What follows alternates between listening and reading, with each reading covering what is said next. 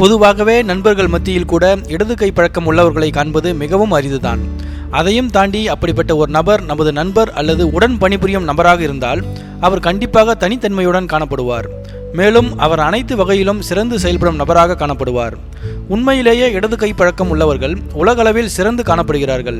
கலை, அறிவு, செயல்பாடு, multi tasking, கோபம் என அனைத்தும் இவர்களுக்கு அதிகமாக வருகிறது. இடது கை பழக்கம் உள்ளவர்கள் சிறந்த கலைஞர்களாக திகழ்கிறார்கள்.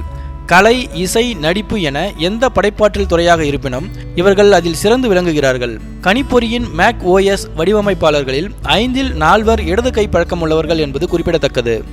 வலது கை பழக்கம் உள்ளவர்களோடு ஒப்பிடுகையில் சராசரி சதவீதத்தில் இடது கை பழக்கம் உள்ளவர்கள்தான் அதிகம் பிரபலமாக இருக்கிறார்கள். Albert Einstein, Benjamin Franklin, Bill Gates, Leonardo da Vinci என இந்த பட்டியல் நீள்கிறது. இடது கை பழக்கம் உள்ளவர்களது மூளை சிறந்து செயல்படுகிறதாம். இதனால் இவர்கள் மல்டி டாஸ்கிங்கிலும் சிறந்து காணப்படுகிறார்கள். உடல் அளவிலும் கூட சமநிலையை கட்டுப்பாட்டில் வைத்திருப்பதில் இவர்கள் மேலோங்கி காணப்படுகிறார்கள். வலது கை பழக்கம் உள்ளவர்களால் இடது கையில் வேலை செய்வது கடினம். ஆனால் இடது கை பழக்கம் உள்ளவர்கள் எளிதாக வலது கையிலும் வேலை செய்வார்கள். வலது கை பழக்கம் உள்ளவர்களை விட இடது கை பழக்கம் உள்ளவர்கள் சராசரியாக 9 வருடங்கள் குறைவாக தான் உயிர் வாழ்கிறார்கள்.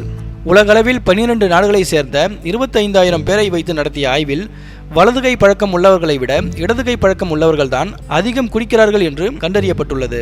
இடது கை பழக்கம் உள்ளவர்களுக்கு விரைவாக கோபம் வந்துவிடும். இவர்களது மூளை வேகமாக செயல்படுவதுதான் இதற்கு காரணம் என கூறப்படுகிறது.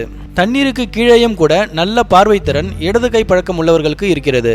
வலது கை பழக்கம் உள்ளவர்களோடு ஒப்பிடுகையில் சராசரியாக 4 முதல் 5 மாதங்களுக்கு முன்னரே இடது கை பழக்கம் உள்ளவர்கள் வயதுக்கு வந்து விடுகிறார்கள். அறிவியல் ரீதியாகவே இடது கை பழக்கம் உள்ளவர்கள் புத்திசாலிகள் என்று கண்டறியப்பட்டுள்ளது. நியூயார்க்கில் உள்ள செயின்ட் லாரன்ஸ் பல்கலைக்கழகம் நடத்திய ஆய்வில் இது கண்டறியப்பட்டது.